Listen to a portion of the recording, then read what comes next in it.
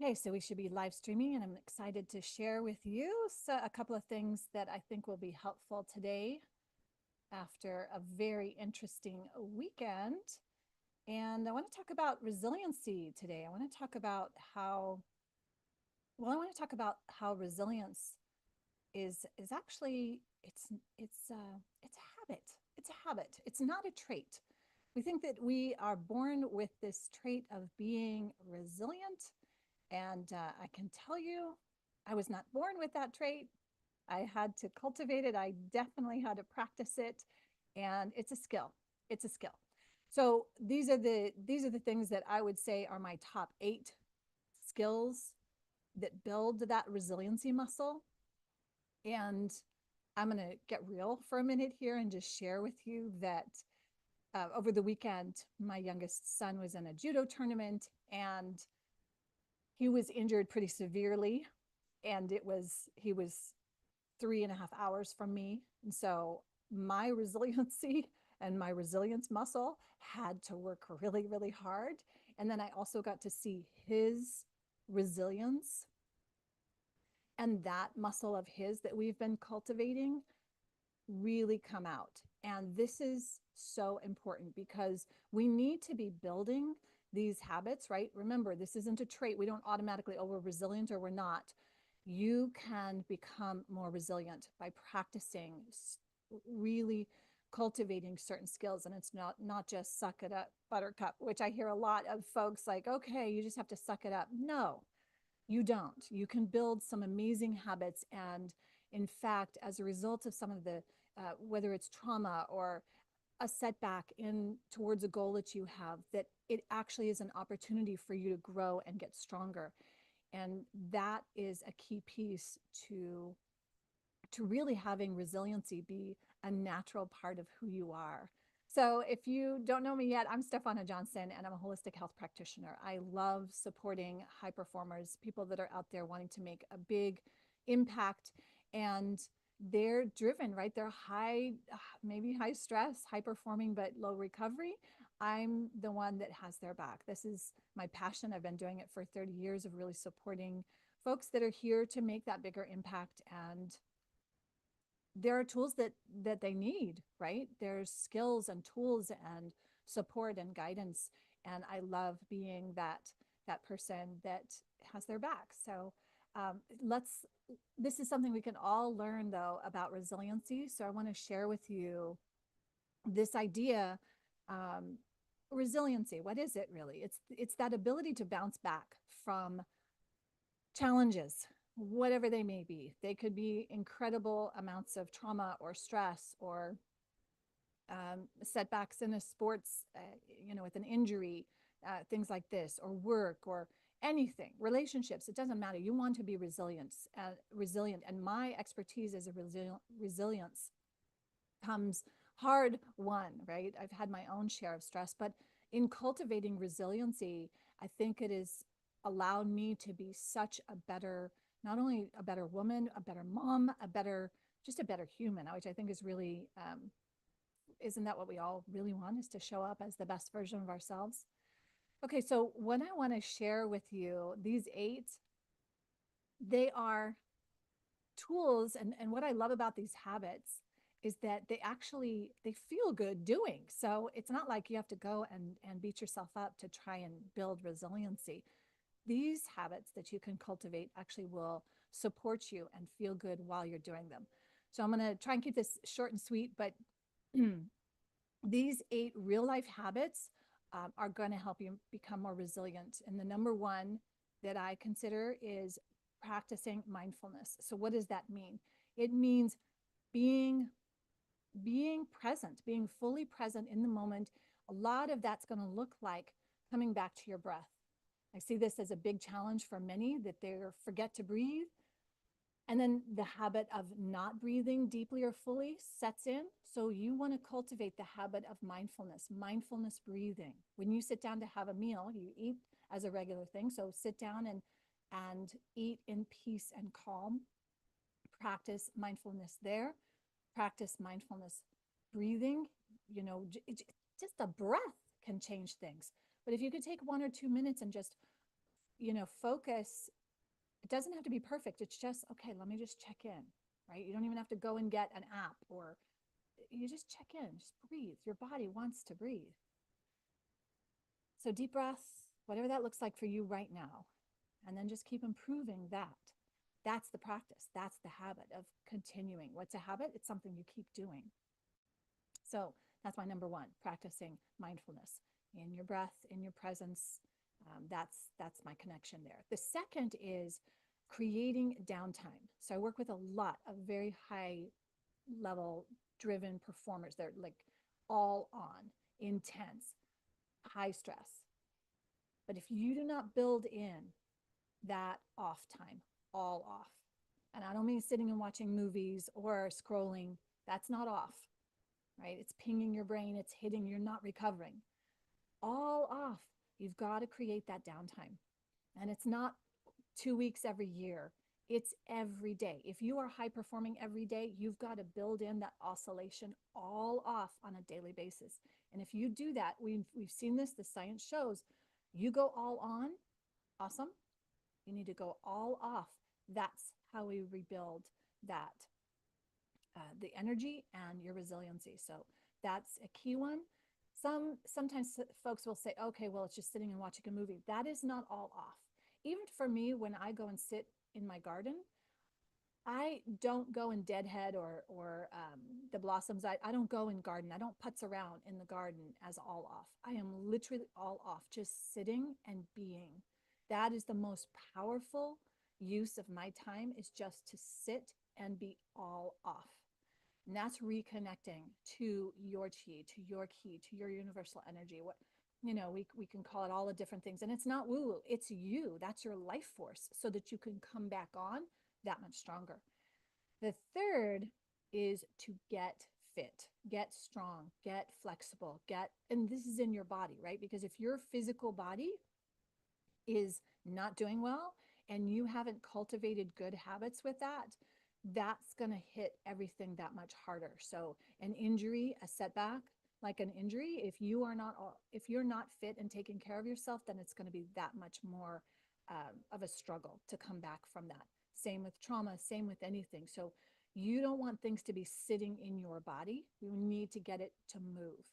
And I'm not a fan of going to the gym and getting a workout. I'm not against gyms, but that's not where we need to be cultivating so much resiliency. And it's more like, what are you doing every day, day in, day out? Are you sitting for 8 hours straight?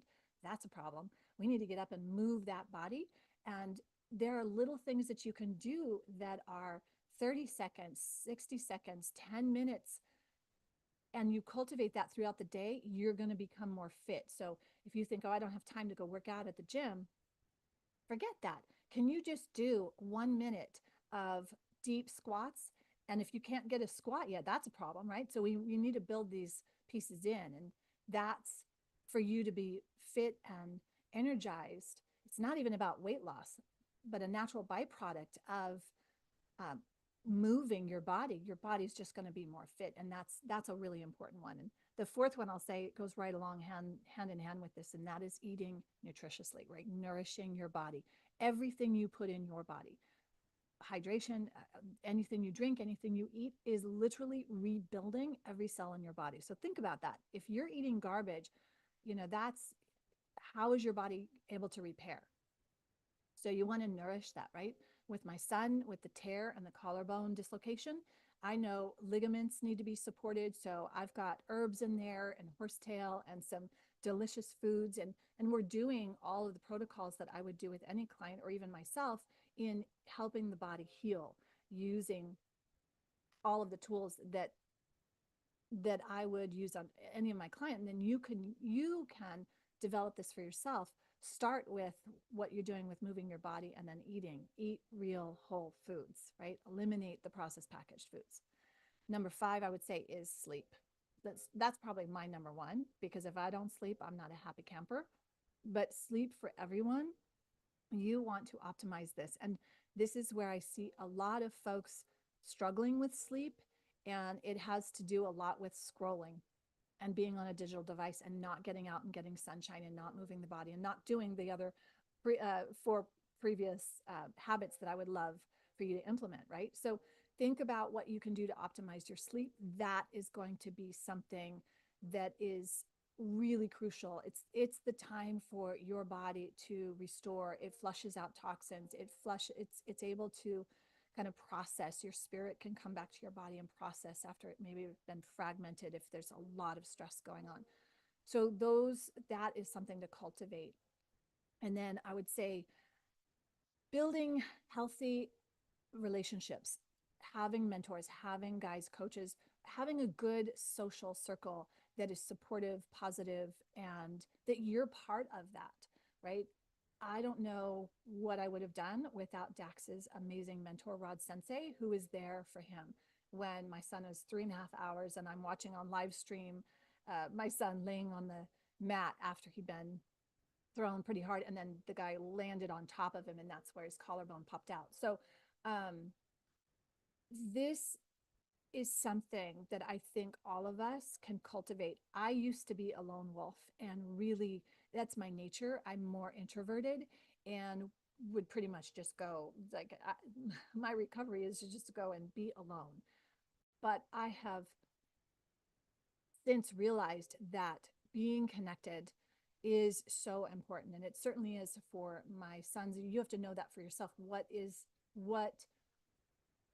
do you want to cultivate? How much do you want to cultivate? Like my son needs much more than I do, and he loves his mentors and coaches, and that's awesome. And I love that for him.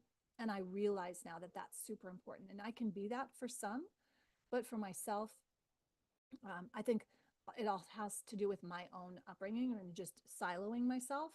But knowing this and cultivating this is something that I have to practice regularly, is not siloing myself, but cultivating mentors and a social connection that's a genuine social connection that nourishes us, that cannot be discounted. It really makes a big difference, and I'm even surprised how much that has supported me by having my boys be who are more social than I am, that it really helps so much. So think about that. The seventh one, I would say, practice positive self-talk. It is so easy to get in our heads, and we are talking and saying things that maybe are not the most kind to ourselves. But if we can cultivate and turn around any of that negativity, it can shift things fast. Everything happens twice, right? First in the mind, then in reality. So if we don't like what's happening in our reality, and this, I'm not saying, just ignore what is there, but think about if your thoughts have been negative, and I even talked to my son about this. He has had fear of getting injured. Like that is his number one issue with regards to tournaments. I'm afraid of getting hurt. And one of the things that when he came back from this injury, he said, I'm not, I now know, right? He was so afraid of what would happen and that he wouldn't be able to get through it. So we create our own realities in varying degrees. And this practicing your positive self-talk, and also being like, really check in. What are the thoughts that you keep playing? Because I'm going to tell you, they will show up in your physical reality. And this is an important concept. So the eighth one is making time for reflection. And it's not reflecting on what went wrong. It's more like, okay, what happened? What are some learning points? What did go well? What did I do right? And what can I work on? How can I improve in here? I think that's a better way to reflect. So your progress and accomplishments are, not only you can appreciate the accomplishments. I mean, I think, my gosh, he actually did something that's such a high level to go and do a tournament, or whatever it is that maybe you have done. Think about it as like, really appreciate, wow, look what I did. I stepped out of my comfort zone. And yeah, maybe I wasn't perfect, but so this is evidence for ourselves to go like, yeah, I did this.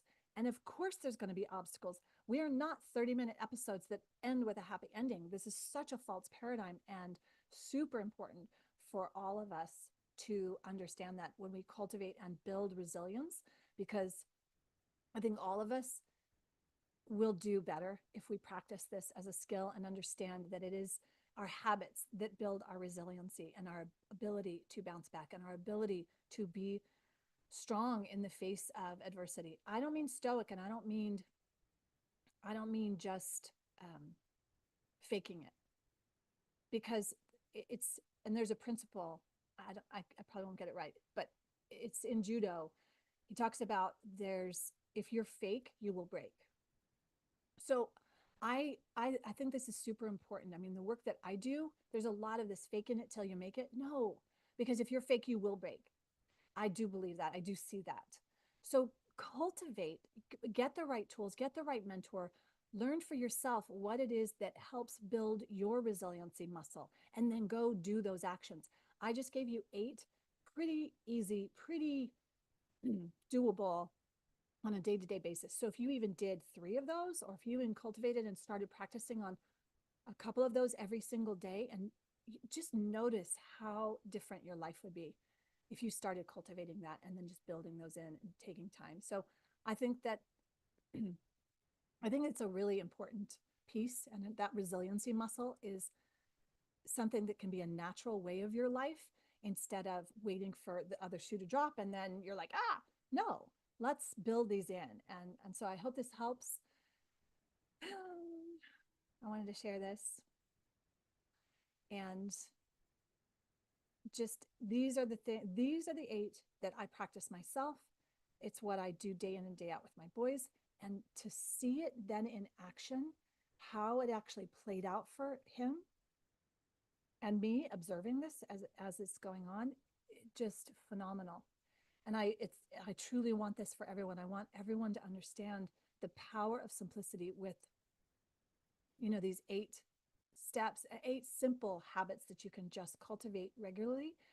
You will feel better. You will notice you're able to navigate whatever comes your way.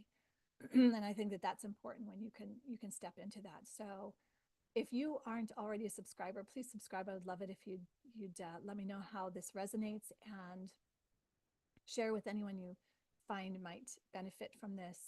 And yeah, I'm here to support the highest good and best outcome for those high performers that are out there wanting to make a big impact in our world. That it gets me so excited when I see even just moments of light bulbs, and just that gorgeousness of you realizing how amazing and whole and wonderful you are. And it's just a subtle shift of our mindset, and just a little tools that can really go a long way. I hope that helps.